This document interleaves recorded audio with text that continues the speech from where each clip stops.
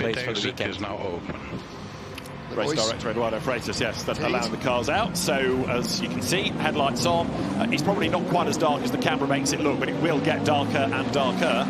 And we always know about these cooler conditions helping lap time. So this is going to be interesting. Although it's not about chasing a time, it's really about getting the drivers through, as you say, that regulation requirement of the laps, but also getting a feel for the car in the dark for the circuit, because we've got, what, 35 Le Mans rookies. So this, for them, in the darkness is going to be absolutely crucial. A bit of confidence as much as some learning. There's something wrong, mate. There is the alarm and the noise is not good. P2 box. Okay, so cool down and box. Cool down and box, 83 arriving to you, followed by a lot of cars. All right, so funny noise. Cars boxing. Alessandro Pierguidi brings it in. And Johnny, in the Porsche curves there, he was way off the track, so he wasn't in danger of being hit by anybody else.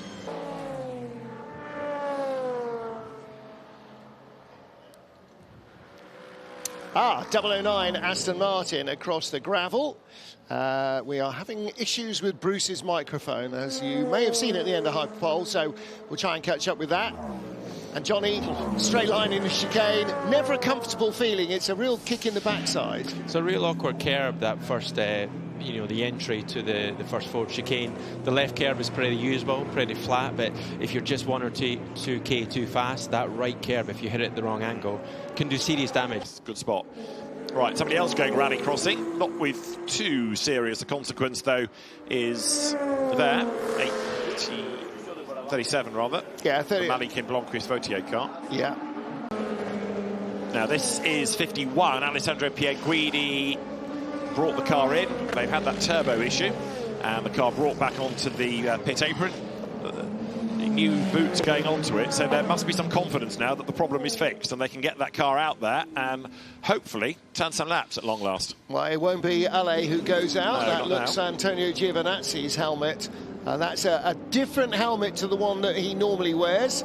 But Ale is wearing his, or was wearing his normal helmet, and so too was James Collado. So lots and lots of drivers with special Le Mans helmets. Gosh darn it, just as you finish your spotter's guide with all the helmet liveries on, a whole host of them are unveiled. Full course yellow is out for reasons as yet unknown, as the nose section is changed. And we noticed this earlier, didn't we? It's something I've not noticed in the other WEC races, that those spare noses come with the tools already in there. The noses that are taken off with the tools. So there's no problem for locating the tool. In both ways, both finding the tool and making sure it's in the right place in the bodywork, and that's going to save them just a moment or two. It's something new. Yeah, I don't think I've seen that before, but it does kind of make sense, doesn't it? Makes perfect sense. Speed up a nose change if you're in that situation where you need to. It's no information for you at the moment as to why we're in full course yellow. You can start to. Oh, is that an animal maybe that's been hit? No, that's no? if it's an animal, it's got some angles to it. It looked to me to have it's some kind of carbon fibre debris. But hopefully not an animal, thankfully. On the two Ferris wheels here. No idea who that's a fan of, but I'm sure they'll tell us later. Let's go back down to Bruce Rani, who is patrolling pit lane for us this evening. Bruce? Yes, Graham, you were talking about what kind of damage a cut can do in a wheel, and on the Porsche number 6, I was talking with Kevin Estre, and they were super frustrated because the front right tire exploded, and it created so much damage on the car, and it's very unlikely that they will be able to drive again tonight. Well, that unravels the mystery. Thanks very much for that, Bruce. It is the number 6 Penske Porsche that appears to be the car that's in woe. Front right tyre delaminating and taking pretty much the bodywork of that side of the car, so they appear to be done for the evening. Not a great evening for them. Pit exit is back to green. We're back to green. Thank you for your patience, but we are between the track, between MP20 and MP24.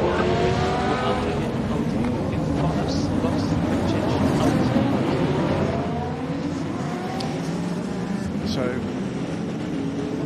it's Nick Manassian, his team at yours, back at the Porsche Peugeot days.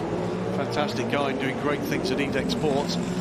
I've likened the task for the Aston Martin team with the level we've got now. It's like assembling an IKEA wardrobe in the dark in boxing gloves and hoping at the end of it you're somewhere in competition. Asking, we will not be extending the session. Before you all start asking, we will not be extending the session.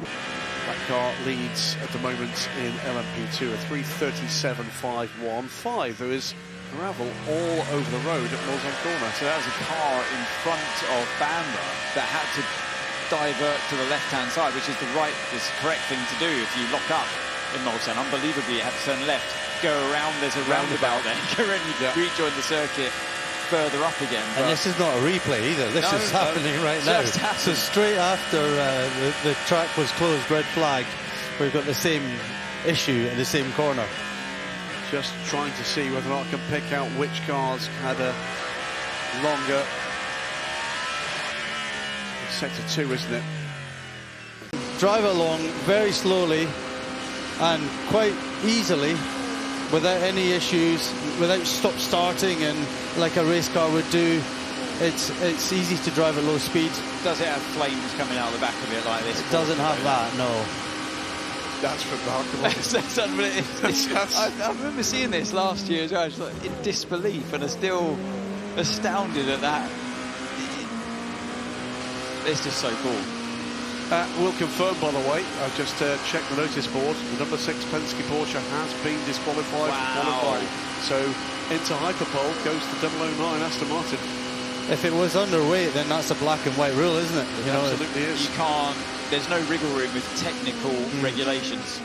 If you fail... FIA, ACO are very straight on these things. You can't qualify a car that's technically illegal. It's just, like you say, it's a binary thing. Yeah, you either got illegal whether it's 5 grams or not, it doesn't matter. Yeah. It does not matter. So that's big news. That is the drama of the evening. Porsche, Penske Motorsport number 6, 963 out of qualifying and therefore out of Hyperpole, failing to meet the minimum weight, and that elevates into Hyperpole 1 tomorrow. The 009 Aston Martin Valkyrie. That is a remarkable turnaround. Checkered flag at midnight and 30 seconds here at the Circuit de l'Étoile. Gentlemen, it's been a busy day, busy evening, busy night on track. Some dramas, not too many that have been that serious. I'm sure the Porsche number 6 would disagree, and I'm certain that the Lynx number 63 would disagree. But it's not been the worst day here in terms of incident that's going to keep the teams busy. LMP2 and LMGT3 will start at 6 p.m. Trouble for the number 8. Where is that in the Porsche? No, it's hit a car. That's a Ferrari. Is that not Dunlop? So there's Ryo Hirakawa at the wheel there on the way in on an in-lap. Exiting. Oh yeah, it's karting, is it? That's the Kessel Racing car. That's the 57. They've definitely made contact, haven't they? Is it the kink after the Porsche curves? You know, sometimes you just... Let's have a look here. It's Ferrari's to the inside there. Oh, yeah. So it was following another car through, and that's often so dangerous. It's, especially in the dark. You're following another car through. You're putting a lot of trust in. Look here. So exit karting, and the LMP2 goes through on the left, and you follow it through, and then the GT car hasn't seen it. Think, okay, the lights that were behind me, that car's gone. Now I'll turn back into my normal racing line. Clatters the back of the Toyota. That was that. Yeah, it's that classic case of thinking, I'm just going to follow this car through. So Ryo Hirakawa was aboard the Toyota. Casper Stevenson, I'm afraid, aboard the Kessel Racing number 57. Don't think that the Toyota collect the ball. I don't think it did. I don't think it did, but it just goes to show, doesn't it? That's why this race is so tough. There is the times this evening, 3:26.156, 4.5 tenths ahead of the 12 Cadillac for the number 8 Toyota, but it's ended with the car damaged in the garage. Of course, it's 83 car that led the session for much of the evening. That car third in the order and just slower than the Cadillac.